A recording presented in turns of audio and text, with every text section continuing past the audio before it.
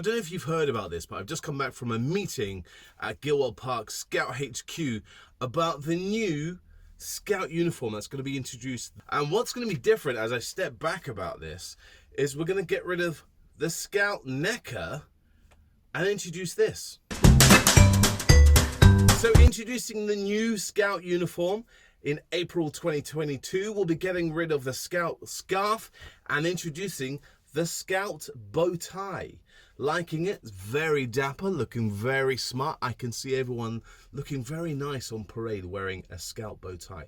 Whether your group has multicolored scarves or just a plain royal blue like my group, those neckers are going and we're going to be replaced by the bow tie.